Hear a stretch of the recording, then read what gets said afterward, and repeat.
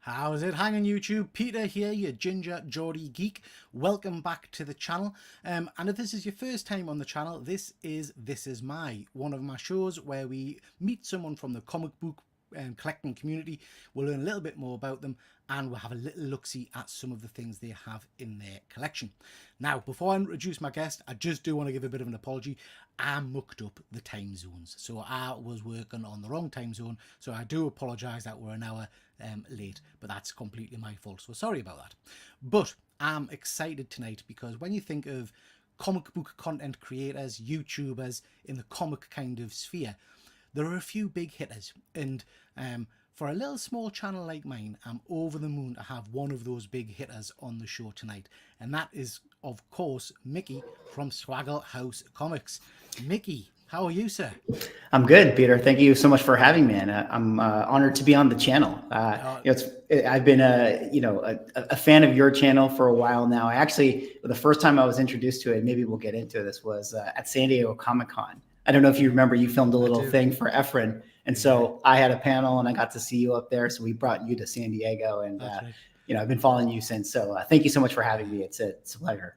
Thank you. It's an absolute pleasure. I'm over the moon that you agreed to come on the show. And that's a story that I dine out on a lot, that I was at a panel at San Diego Comic-Con.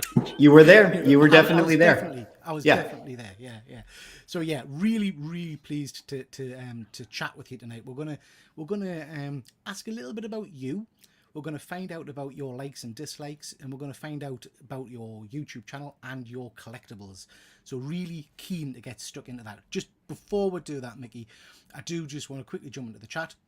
We've got some of my regular viewers. Fuzzy Dunlop, who's an incredible guy, he's saying, love the channel, Mickey, and all your content. To me, the most impressive thing is you're coming up with the jeweler fool and inspired work.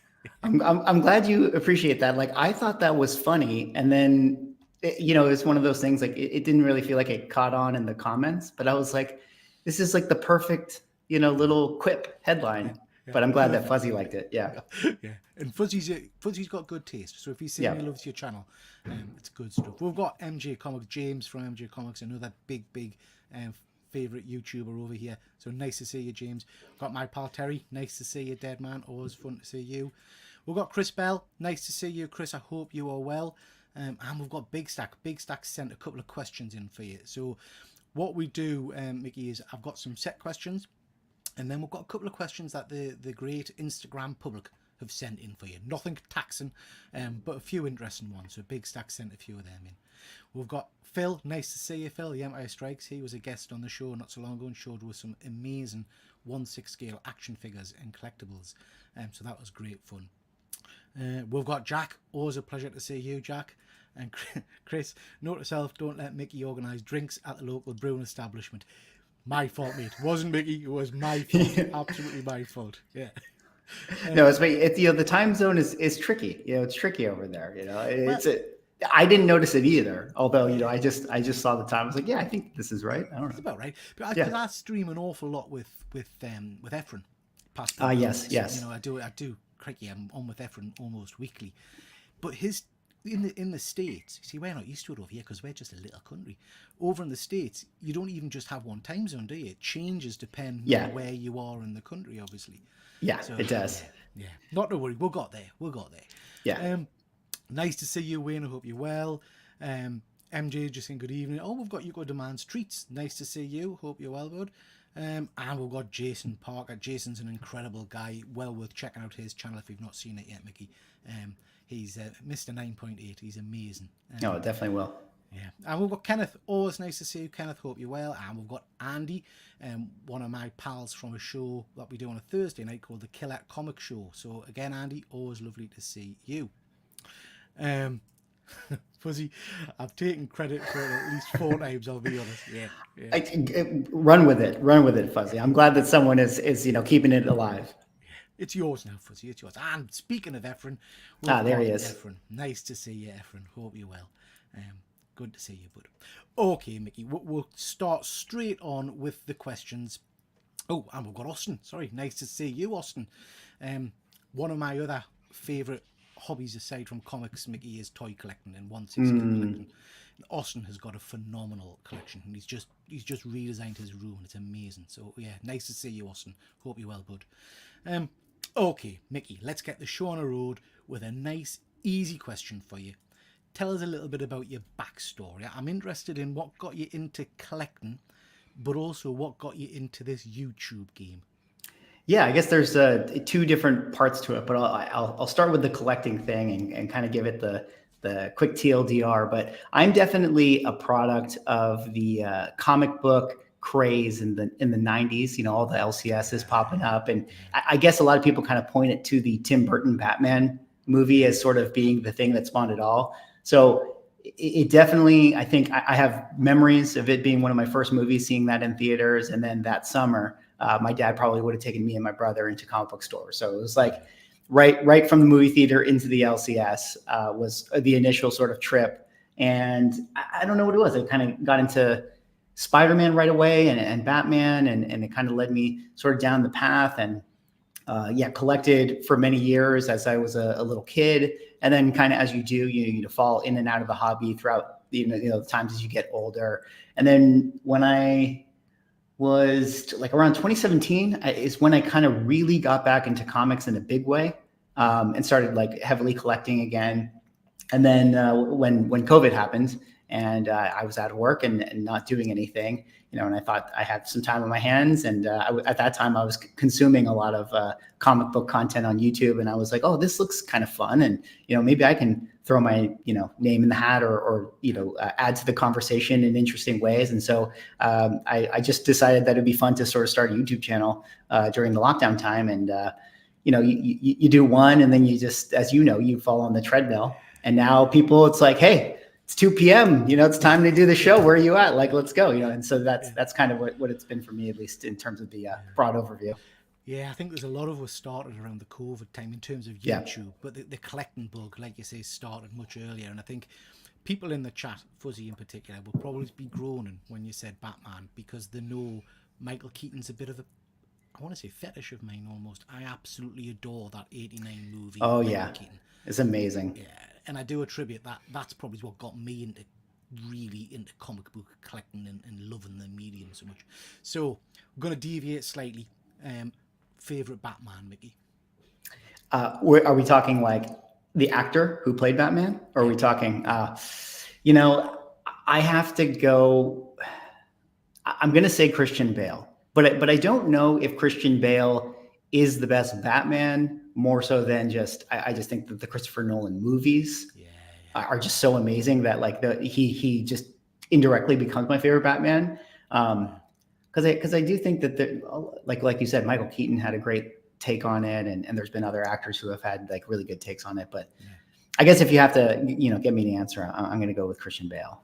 Good choice. Good choice. Yeah, and I think that second movie in particular is probably one of, if not the best superhero movies. Oh, it is. It's definitely in the conversation. Yeah, that's for sure. Absolutely. Just going to jump into the chat again. Whilst I'm doing that, Mickey, we're going to come to you next to show for an item in your collection. But Leon is saying, actually, SWAGGLEHAUS, I've got a theory that Auntie, Fuzzy, MJ, and the crowd are really just aspects of Peter's fractured personality, and that is in some Sunderland asylum. It's a working thing. You're not far off, mate. You're not. You got like a Clayface origin story going on here, Yeah. We've got Captain UK. Nice to see you, bud. I hope you're well. Chris has just pointed, we've never seen me and Fuzzy in the same room. Nobody's ever seen Fuzzy. He's like Kaiser Soze. I know you, Mickey, have managed to do what I think a lot of would love to do, which is meet up with fellow YouTubers at cons and things like that. Actually meet people in real life.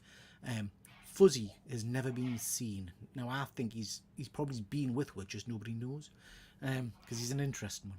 But interestingly, just speaking of meeting up, we've actually got Efren coming over to the UK in the end of the year to take part in one of our big cons. So that's awesome. Looking forward to that. When are you going to make your return to San Diego, Peter? That's the thing. It's coming up actually in a month or so. I know, and we talk about cons a fair bit on the channel, because in the UK the con scene is not particularly hot, I have to say. Sure. And getting over to America, to the States, to do either New York Comic Con, San Diego Comic Con, I have to say, is it Hero Con? Yeah, Hero's going on right now. So I think my quick sense, sorry to interrupt, was just Heroes is, people say it's still the best one for buying and shopping. San Diego, New York, you kind of go for more the experience rather than, you're probably not going to take home, your good deals necessarily, but it's fun. It's fun to go to it. It's one of those bucket list cons, I think, where I need to tick it off, and so I'm looking forward to that at some point. Yeah. Chris is saying Adam West is always the right answer. Yes. That's true. That is true. Okay, Mickey, show a little something from your collection. I'm going to make you big. Sure. Just tell a little bit about it, please. Yeah. I pulled out a few books, and you started me with the question of, when I got into collecting, and I always like to talk about this stuff. If people have heard me share this story, I apologize, but I'll tell on your channel. So when I was a kid and going into stores for the very first time, I was, I went through Spider-Man, and then I jumped over to Silver Surfer and Darkhawk, but we'll talk about Silver Surfer. Silver Surfer, Steve Englehart's run, if you guys are familiar, was that was the one. I was like, oh, wow, this is great. And I started trying to read it and really loved it. And I remember buying Silver Surfer #3, but the Steve Englehart one, the volume 3, which is not this book. And I literally have a memory giving it to my dad and then walking up to the cash register and seeing this book on the wall hanging behind, the store clerk behind him. And I saw that this said Silver Surfer #3. And I was like, what is that? I don't get it. Like, why? I'm buying Silver Surfer 3 right now. And that was the first time it dawned on me that like comics are older than whatever my age was, that I wasn't, there's a rich history to it. And so this book, the first Mephisto is, I would call this one as like the first time I understood what a key was, or like a book that people really liked, or a wall book or whatever. So I kind of consider this, it's not this copy, but this book in general, every time I see it, it gives me a little bit of the member berries, and I think of it as like, oh, this is like key to me. This is a key book to me. I mean, firstly, that's a stunning book, and a 7.5.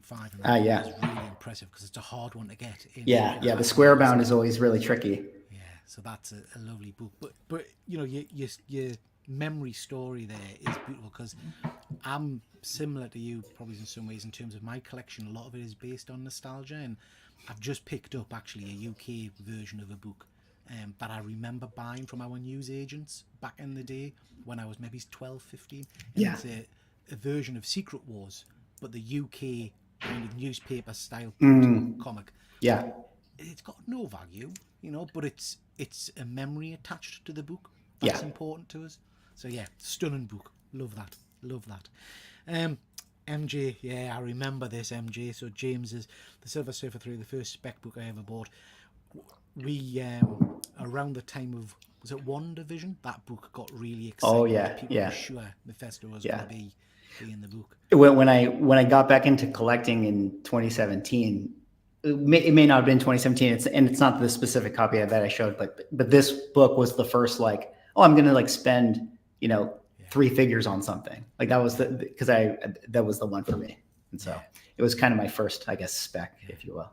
Yeah, it's a lovely book, but it's a lovely book to have. Yeah. Okay, the next question tends to rile people a little bit, and they struggle with it because I mean, if you can only have one film, you're on a desert island and it's only one film to watch on repeat for the rest of your days, what film's that going to be in one? Oh, I have the answer. The answer to me is Hot Fuzz. I will watch Hot Fuzz. I knew I liked you. Yeah. Hot Fuzz is the greatest movie ever made.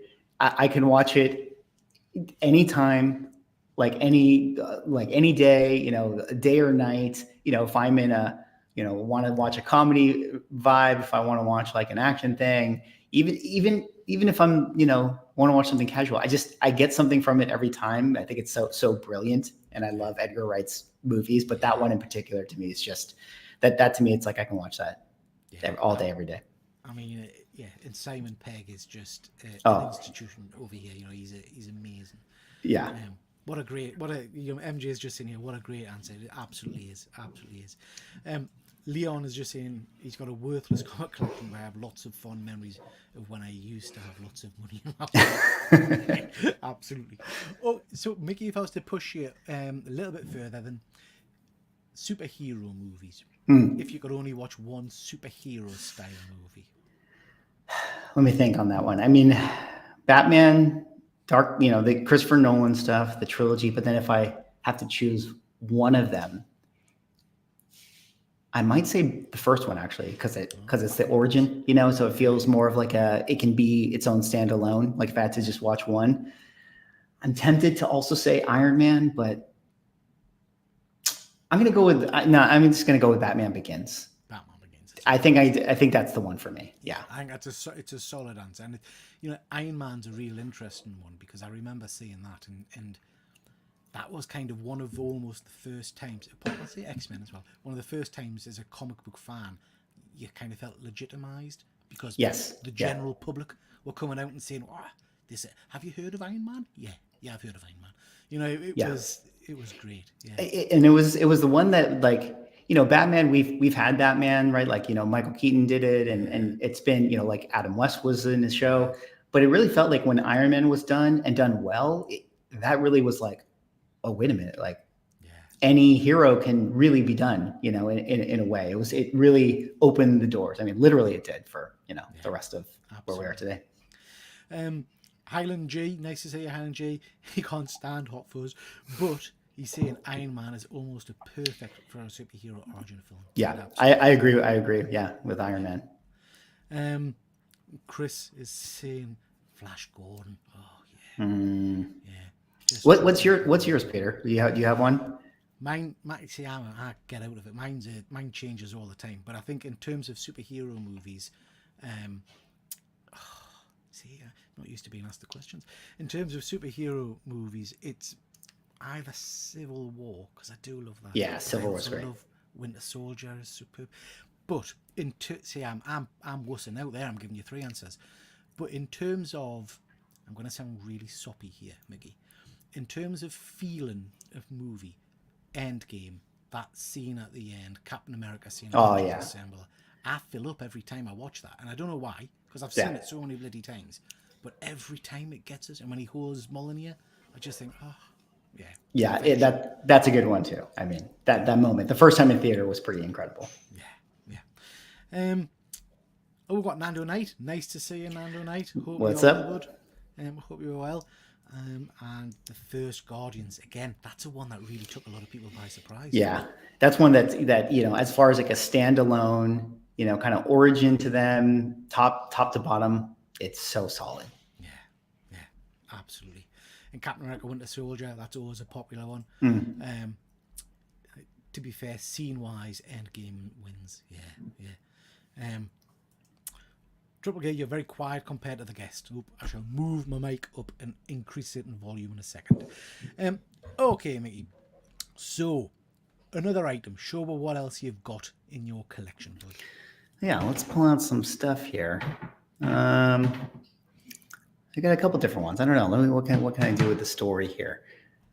How about this one? I got this. I just got this. Actually, I'm going to probably do an unboxing on my channel at some point with it. It's exclusive, newest comic to the collection. So it's a low grade, bottom of the barrel, but it's a Captain America 37. Look at that. And a 0.5. It's a very cool Schomburg cover. It's called the flag cover. It just got Captain America and Bucky. Talk about Winter Soldier. And just really, really cool. It's missing the centerfold, which is why it's a 0.5, but it's really presents really nice. It's just missing that centerfold. So it's really, really cool. I love the Schomburg stuff, and I love the timely, like for Golden Age. I have some Golden Age books, but I'm still more of like a superhero person. So like even the Golden Age books I like are still more like the timely stuff. But yeah, super excited to add this one. That's a stunner. That's an absolute beauty. Are you a big Captain America fan? I am. I put him as my, if you were to ask me like who my favorite superheroes are, my 3 are always, I say Darkhawk he is my number 1. And I know it's kind of the joke on the channel. And then sometimes when I have like more casual friends who ask me who my favorite superhero are, I don't say Darkhawk because they're not going to know who that is. And so Silver Surfer and Captain America are the 2 and 3 for me. Yeah. Very cool. Very cool. Okay, next question for you. And this is an interesting one because you are a very well-known YouTuber now, but claim to fame. Would you have a claim to fame? Is there anything that jumps out? Because you you're not just a YouTuber in terms of your writing skills and things. You do your own comic book as well. You've worked in the industry as well, I guess you would say as well. So have you got a claim to fame that links to some of that perhaps? Sure. Yeah.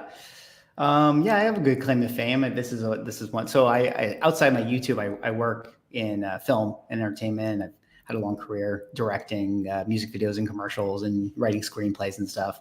But one of my early claims to fame was I had a long music video career as a director, and I directed a lot of artists and stuff. But one of the really big ones is this group called LMFAO.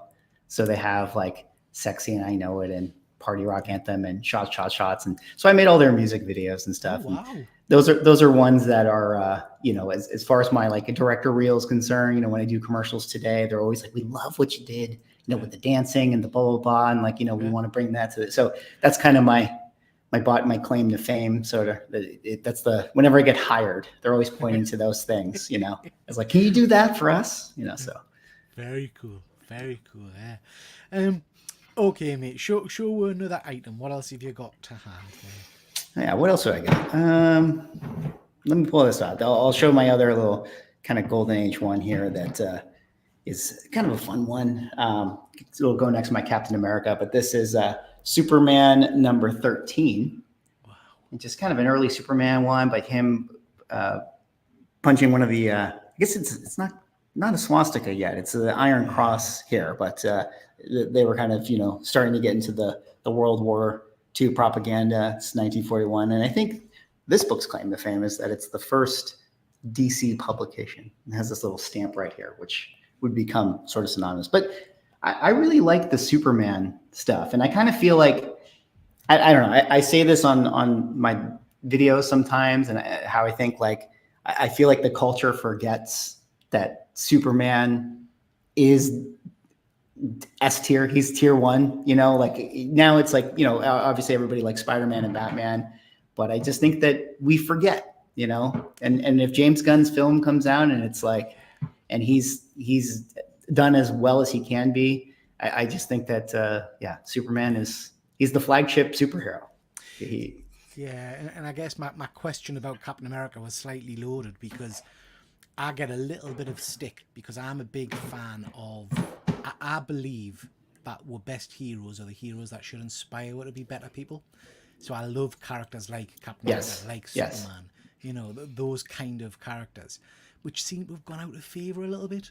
Totally. And I actually totally agree with you. And I don't really get into these topics, unfortunately, on the channel, because it gets really like, in the weeds of theme and all this stuff. But I totally agree. I mean, I love Captain America. I love Superman and the characters that kind of inspire like hope or how to be a better person and stuff. And, I genuinely get inspired by, the comics and who they are as characters. And even though they're fictional, like it just becomes a source of, like I said, inspiration in your own life, and so, it is kind of weird that we've kind of hit this push of, subverting that, or like the anti-hero has become, really cool, or like the morally gray characters is really cool. And, I think that there's places for that, but it kind of feels like I'd love to kind of go back to sort of a more pure, characters that sort of stand for good and are inspiring, and that would be cool to see. Yeah, no, I absolutely agree. I was talking to, I don't know if you know a writer called John Lees. He wrote Hotel and Sink. Sure. I had him on the show a few times because he's not far from me in Scotland. And we were talking about this because he loves the character of Superman. And we're spitballed around the idea of doing a video about, Superman's not boring. And if you think he's boring, you're missing the point. Totally agree. Yeah, that'd be great. You guys should do that for sure. Okay, next question for you, and this is an interesting one normally. I want to know what winds you up. I want to know what your tipping point is. And in the past, we've had things like, people on the phone in cinemas. We have something called rubbernecking over here. I don't know if you have that, which is where you slow down to see an accident on the motorway. And the traffic up, that kind of stuff. So what pushes your buttons a little bit? Oh, man, what pushes my buttons? I got one that pushes it when people don't pick up after their dog, and they poop on the lawn and stuff. In my lawn, I'm just like, I get so mad. I like picking up other dogs' poop. Oh, that's just that grinds my gears a little bit. Yeah. I'm trying to think what else is out there than my little pet peeves. I don't know. That's one that comes to mind, but I don't know if I have too many others. I tend to be kind of even Steven. Do you have one? Yeah, maybe it'll inspire one for me. I'll be honest, the dog muck one is a real good one. So around, I don't know if they do it in the States, but around where I am, they go around and they use like a spray can and they circle the dog dirt and just leave it. And I don't know what that's all about. So someone comes around and circles around it. And they spend the time to say, yeah, "Oh, don't step on this," but they don't clean it up. Yeah. No, I think that's a really good one, because it's a pain in the backside, to be perfectly honest, near where I am, because we've got a lot of fields and things like that, and the kids play football, and no, that's an interesting one. Just jumping to the comments quickly, Chris is saying, from having made a lot of mistakes in life while trying to be a better person, I like the flawed heroes, the human, the fallible. Yeah. They're good character arcs as well, mate. I like that. My first Golden Age Superman book arrived today. Ooh, James. Nice. You'll be holding that for a video. Let me know in the comments if you can, James, what that one is, because I'm interested. I don't have any Golden Age Superman books. In fact, I have to be honest, I collect very little DC books, and I don't know why. It's just Marvel's my main collection, you know? Yeah, same for me. I mean, I kind of really grew up mostly on Marvel, and I think DC's cool. It's just I just don't have the same nostalgia for those characters as much. Yeah. Oh, James. It's from 1945. Ooh. That's a big boy book. That'll be now. Can't wait to see that one, but I can't wait to see that one. Highland G saying, I love hopeful characters if written well, and not just overpowered. Yeah, I agree. There are some, I always come back to Superman and Captain America. Really, there are some stunning story arcs that just move me. I mean, the Grant Morrison Superman about suicide. I'm sure you'll have seen that few. Yes. Just stunning, But yeah, superb. Fuzzy's saying I'm very quiet as well. I'll try and fiddle with me settings in a minute, Fuzzy, and see what I've got going on here. I love when hopeful characters are written well. Yeah, I like them to have overcome something. Yeah. Let's see. Leon. I remember a brilliant Smith and Jones skit. We're drawing attention to the dog muck on our pavements by spraying it gold. We've got the idea from watching Rod Stewart in concert. Very cool. Can you hear me, Peter? Yeah, I can hear you. Yeah. You can't hear me? I can't hear you for some reason. All right. Yeah, it's weird. Can you hear me now? Let me see. Is it my audio? What happened here? How about now? Can you hear me? Oh, I can hear you now. Okay. Good. Yeah, got a little. Sorry, technical difficulty. Okay, mate. Show us another item from your collection. What else have you got? All right. Yeah, let me pull this out right here. I'm pulling out the ones that are just, I guess, some of my more favorite characters. And I just happen to have a bunch of the slab ones that were here for me. But this is a cool one. Amazing Spider-Man #6. It's the first Lizard. Yeah. Lizard was he's my favorite. I guess Spider-Man villain, but I've always really liked this character. I don't really know why. Maybe it was the animated series that I was introduced to him, and I love this. I love this book. Every time I see it, it's just one of my favorite characters, and it stands out to me amongst his rogue gallery of villains. And this one's always tough because I feel like it's always beat up, or it's always a little bit dark. Like the colors are always kind of damp and stuff. So it's always hard to find a nice copy of this one, but yeah, just one I love. Yeah, it's a beaut, an absolute beaut. And a friend of the channel, Hydra Collectibles, Lizard's his favorite character, so he loves that book. I love the. I don't know if it's I don't know why I love him, other than my thinking was I think just all kids love dinosaurs, and so when I started watching superheroes, he's like a dinosaur, and so I think that's my logic. Yeah, very cool. What did you think of his portrayal in Amazing Spider-Man? Was it 2, I think? Yeah, I didn't love it. It's been a little while since I've seen that movie. I think I didn't love. I didn't like the VFX choice that they did. Right, they kind of gave him the Goomba snout versus the actual mouth, the pointy mouth. And yeah, I feel like there's an opportunity to do a even better execution of him sometime in the future. Yeah, I agree. And I don't know if you noticed or if you've seen the chatter, but he appeared, or certainly the actor appeared in the trailer for Venom, the latest Venom movie. Yes, I did hear about that. So it's always so weird. Like, I don't know what's going on with Sony. What are they always trying to do over there? Yeah, I'm not a fan of those movies, so I'm not sure what I think about that. Okay, perfect day for you, Mickey. What would be your perfect day if you want to just, if you could do anything you wanted, go anywhere you wanted? What would it look like?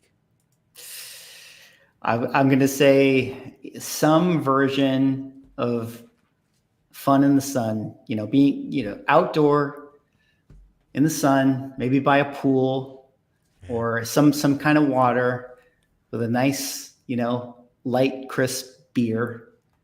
Something like that. Some good music, just chilling, Just chilling. A Sunday, a lazy Sunday by a pool with a beer, just those are always great days. I'll take that all the time. Absolutely. I mean, I've done Florida a few times on vacation, and it's always great fun. I love it. And people always say, "Oh, what's your favorite park? What ride did you like?" And for me, it's Discovery Cove, which is just literally, I don't know if you've ever been, but it's literally just you lie on your backside. You have it. It's all inclusive when you're in there. Dip in the pool. I just love it. It's paradise. Paradise. Yeah, I haven't been to Discovery. You said Discovery Bay? Is that what it is? Discovery Cove.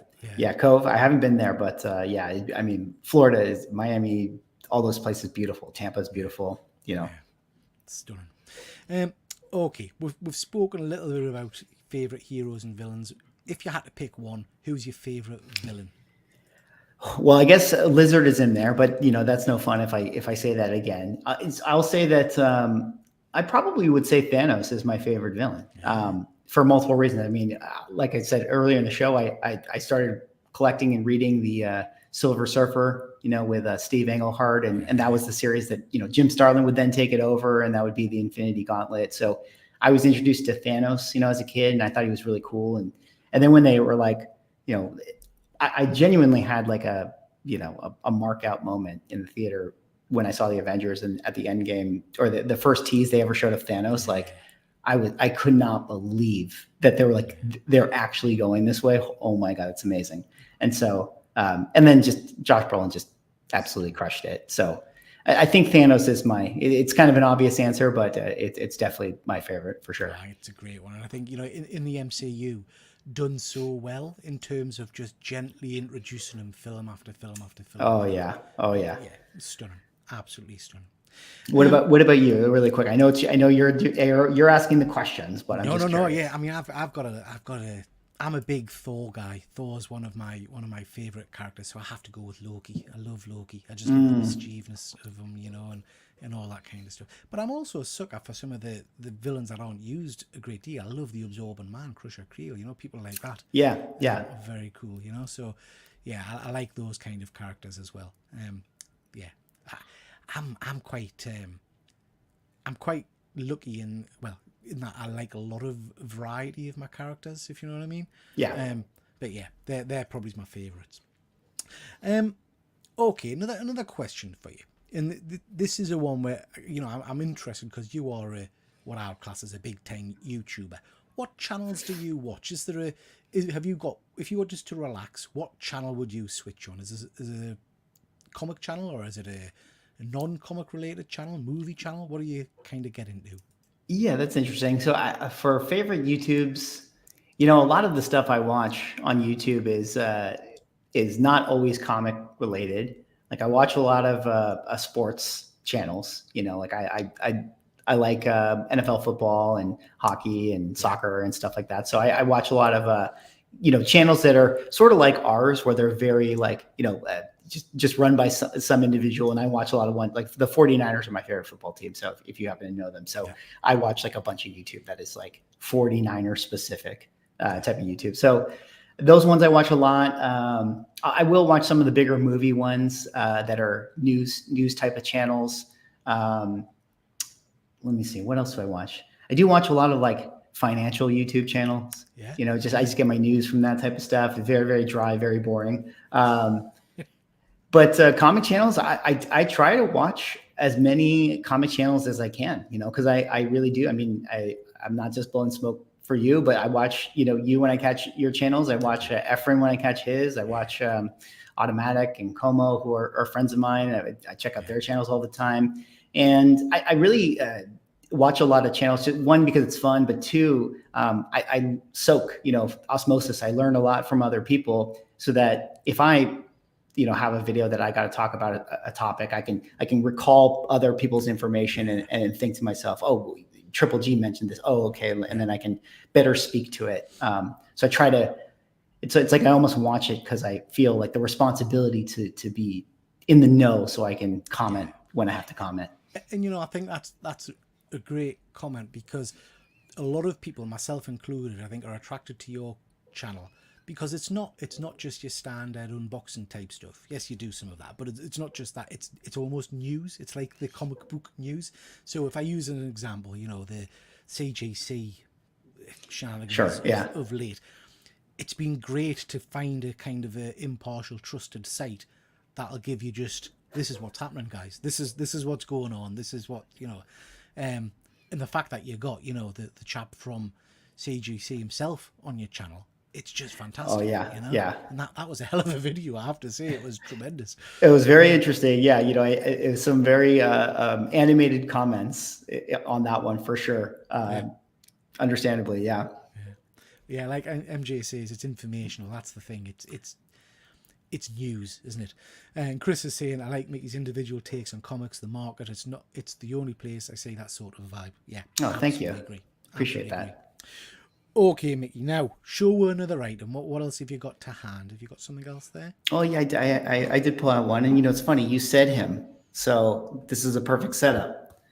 But I got a Journey 85, the first Loki, and this is it's a 3.0.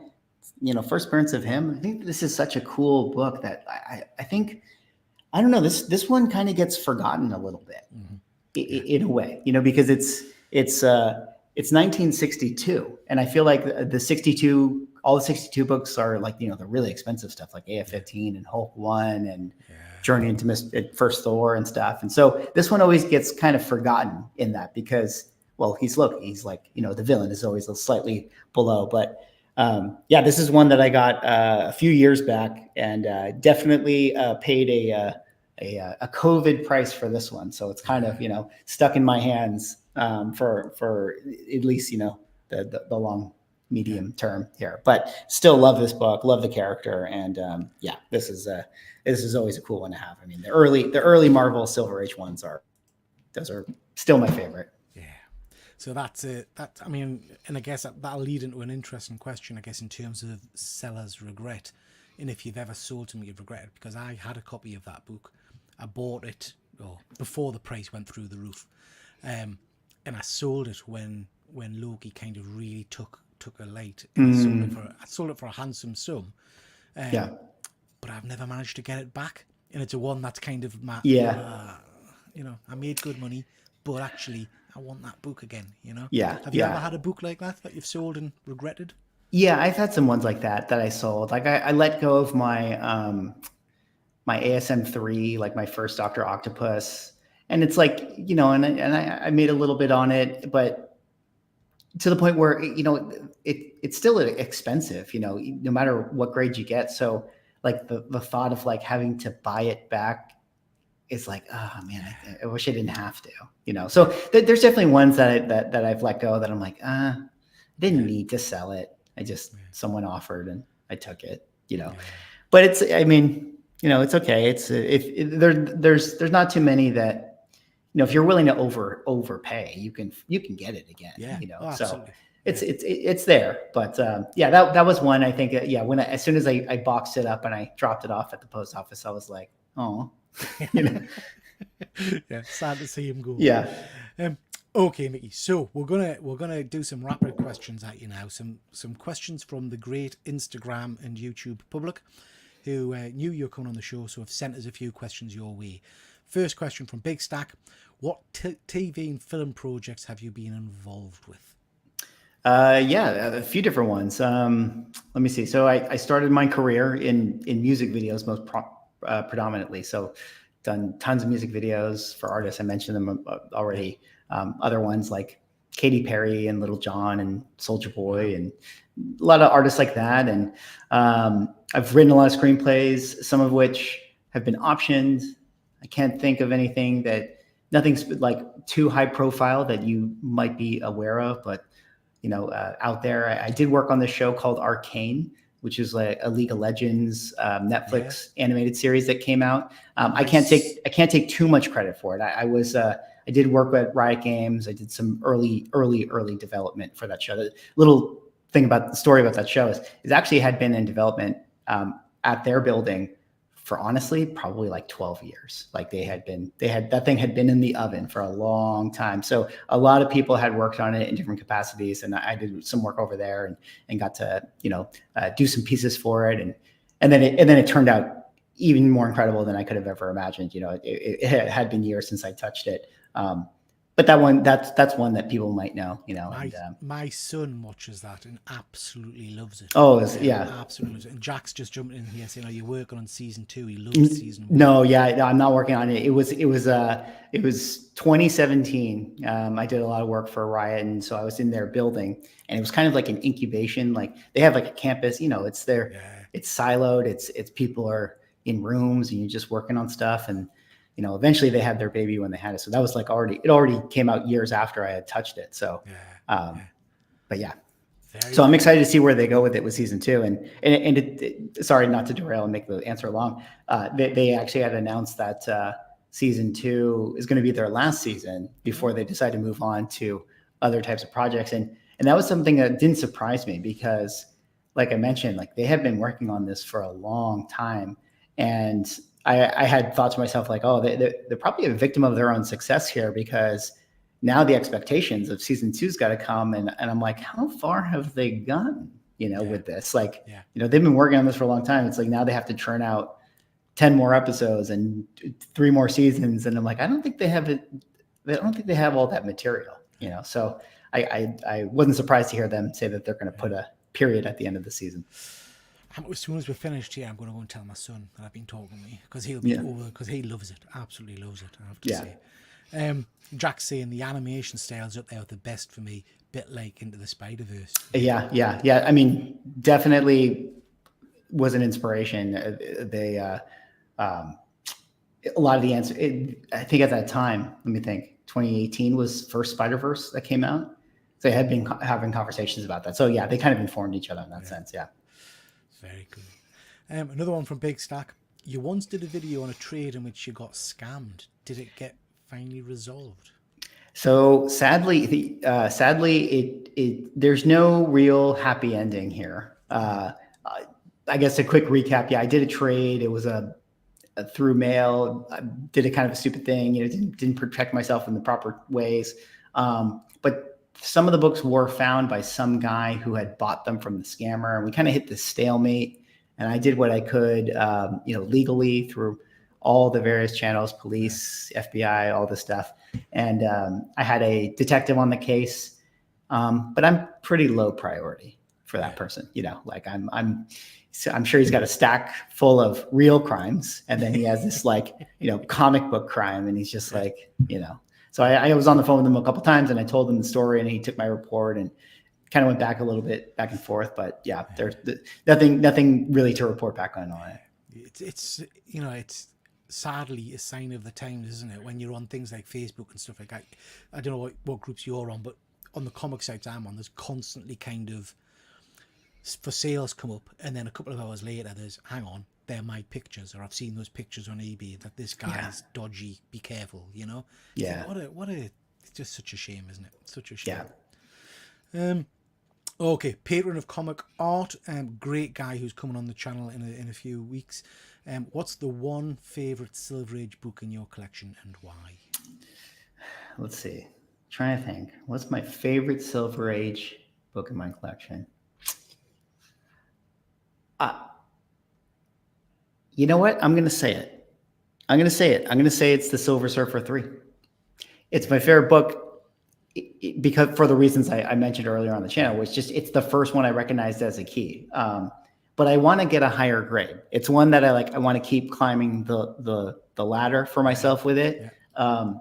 It's always one that I know that I'll always have that in my collection in some form, and I'm just going to try to climb it. And yeah, I don't know, it's my favorite cover because I love the cover, and I just remember it. It's the first key book that I ever saw. Stunning book. Now, I don't know if you've met Cliffy before, Cliffy on Comics, another great YouTuber. If you could only keep 2 of your slabs, what would they be? So if you could only grab 2 slabs, what would they be? That's a tough question. Yeah. Okay. So one would be this. I have a Darkhawk 1 that's a double cover that was actually gifted to me. Shout out to Ron, Impact Guy. He hooked it up. He got it for me. It's the only double cover that exists of this character. And he insisted that I have it because he knew my love of Darkhawk. And so, it's a really cool book. Like obviously, I'm sure you know about double cover. So it's a 9/8 double cover. That's the one that I would have to get because it is, technically one of one. Yeah. And then the other one I would probably grab I'm trying to think is it just a monetary value or is it a nostalgic value?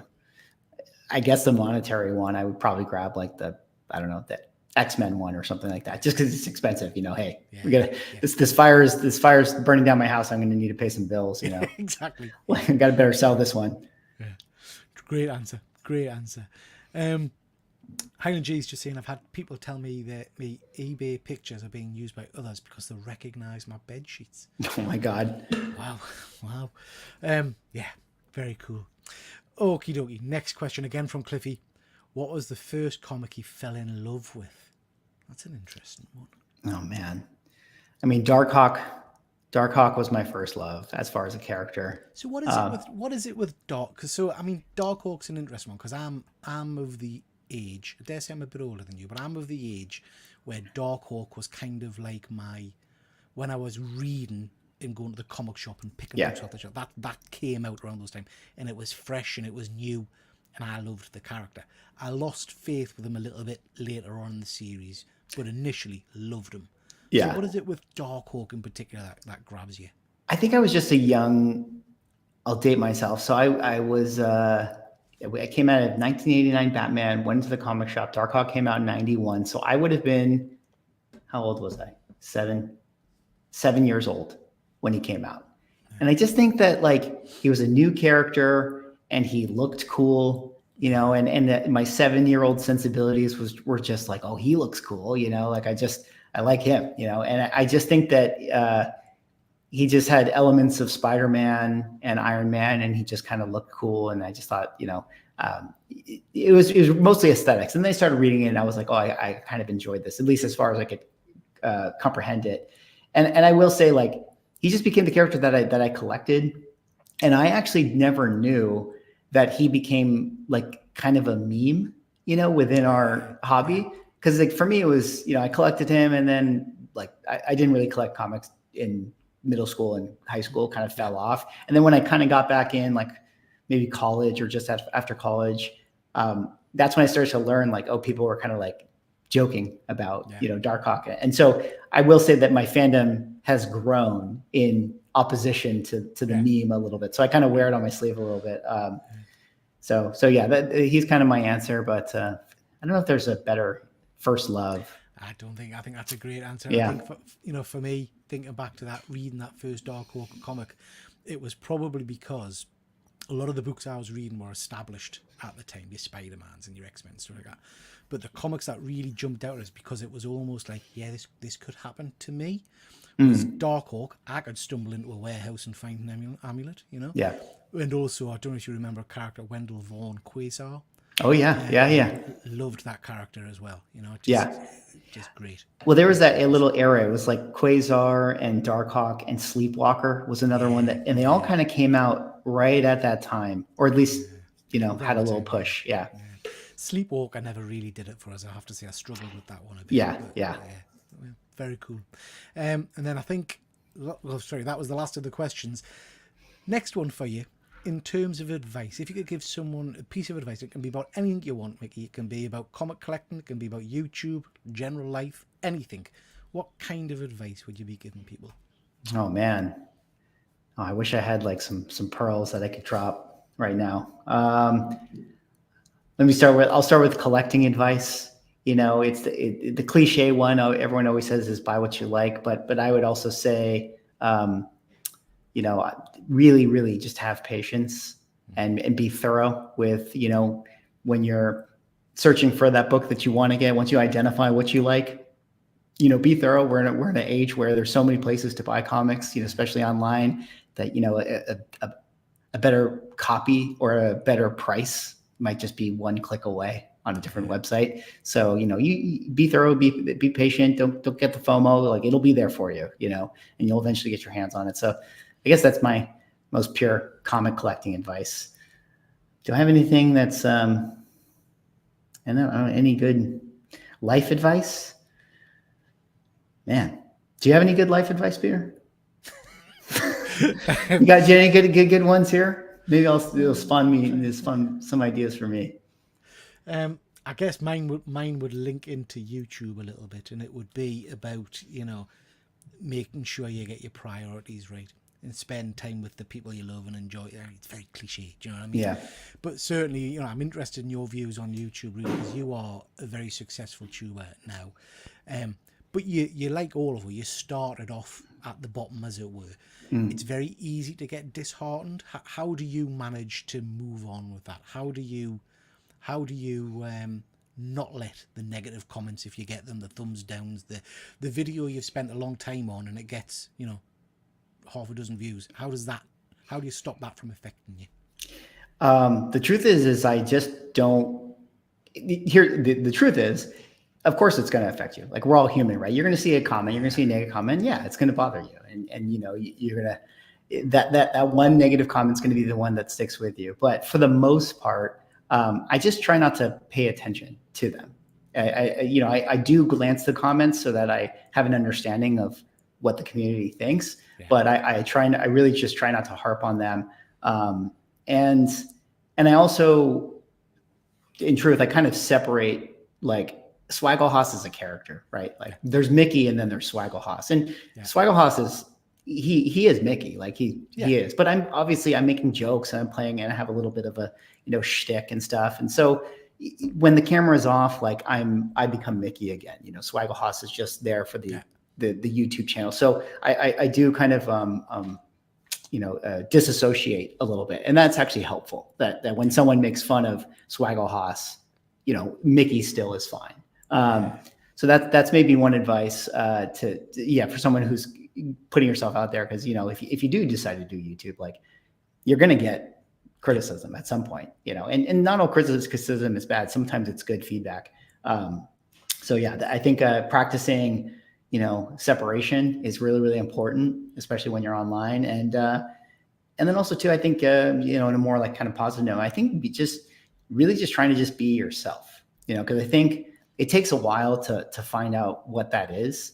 But I started to have a lot more fun, and I think people start to enjoy my content more when I was just willing to sort of be me, and even if it's like cringy and I make like stupid jokes and I embarrass myself, like, that's kind of like my personality. Like, absolutely. And so I think that, that can be a benefit if you just be yourself, like, and you'll have more fun with it, and people will be drawn to your unique take or personality. Absolutely. And as MJ says, sounds like good advice. I think you've hit the nail on the head there. You've hit the nail on the head. Leon, I've got quite a bit of life advice, but it mostly involves evading police capture and arrest. Yeah, and he's it's probably good. That sounds like solid advice. Good advice as well. Yeah. It's mostly about false moustache. Jack's asking, what's your favorite horror movie? Now, I'm a big horror fan. I've got a separate channel with a pal of mine called One Good Scare, which is our horror channel, and we love a good horror. So what draws your attention from the world of horror? Oh man, what is my favorite horror movie? There's a lot of them. John Carpenter is probably my favorite horror director, if we want to lump him in that. So I really enjoy all of his stuff. Like I don't know if you would call all of his movies horror, but like like a Big Trouble in Little Chinatown and stuff like that. It's like it's kind of horror, but it's kind of not. But I love his style. But let's see, most purest best horror movie. I would probably go with like Halloween. John Carpenter, and what else is in there? It was pretty high up there for me. The original It, as far as it being scaring the crap out of me. The very first Insidious was quite good. Oh, tremendous. Yeah, like as far as like a little bit newer horror. What are some of yours? What are some of your? Have you seen? It's a recent one. Have you seen Lie to Me? Sorry, not Lie to Me. I keep getting that mixed up. Lie to Me was a show with Tim Roth. Talk to Me. Have you seen Talk to Me? Oh, I haven't seen Talk to Me. No, it's good. That's it. Okay. My kind of horror. I'm not necessarily into gore, so Hostel and things like that doesn't. But ghost stories, things like that, I absolutely love. So Talk to Me is superb. Rogue One, photography, American Werewolf in London, amazing. That's a good one. Movie. So we did that for One Good Scare. On One Good Scare, what we're doing is we go back and look at old movies and rewatch them, and then we'll watch them separately, and then me and James come on and we'll discuss it. I hadn't seen American Werewolf for 25, 30 years. So do you know when you've always got that hesitation of, is this going to stand does it hold up? Yeah, absolutely does. Oh, that's good to know. There's a couple. What I always find myself really loving is the sort of sci-fi horror, like movies like Sphere or like Event Horizon or Sunshine, like those types of movies. Like those are great as well. Got another question actually jumping in from Highland Jew, which is a good one. When you're doing your videos, are you scripted or free form? How do you do it? I guess it's more free form, but I would say that I organize my thoughts. Yeah. And so I might have an outline in my head, but then I just kind of free form it, and that's kind of what I do. Yeah. Okay. Last item to show with. So what do you want to end on showing with? Well, I got one more book here, so this is perfect. Just another kind of cool key book that I pulled out. This is X-Men #4, which is it's the first appearance of Toad. That's why most people get it's the first appearance of Scarlet Witch and Quicksilver. I think is really why most people love it, but it is also the first appearance of Toad and the Brotherhood of Evil Mutants. And it's just a cool early X-Men book, Another one that I got, this one and Journey into Mystery. I get FOMO too. When WandaVision and Loki season 1 came out, I wanted to have those comics because I didn't have any copies, and so I definitely bought these a little bit higher. But I still love them. Still great to have. That's a beautiful book and a great book to end on. It's a one that I missed. I'm predominantly, I am a comic book reader first and foremost. But a couple of years back, I moved away from collecting runs to collecting keys, basically. Like I think a lot of would do. Sure.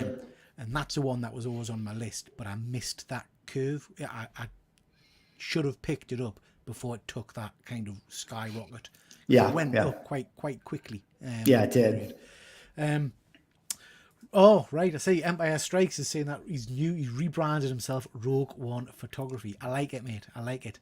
And this guy is a phenomenal photographer. He does an awful lot of 1/6 scale figure photography, which is just amazing. Yeah. Leon, Sphere, Event Horizon, Sunshine are all the same. Dude, they totally are the same movie, which is funny because it's like, I liked all three of them. Yeah. Von Hoot, always a pleasure to see you, Von Hoot. Another good pal of mine from the UK, and well worth checking out his channel. I think you'll be interested in his content. He's a great guy. Will do. And the only Mowl you'll ever meet, a man owl. He's literally dressed as an owl throughout all of his videos. Well worth checking out. I will check that out. Yeah.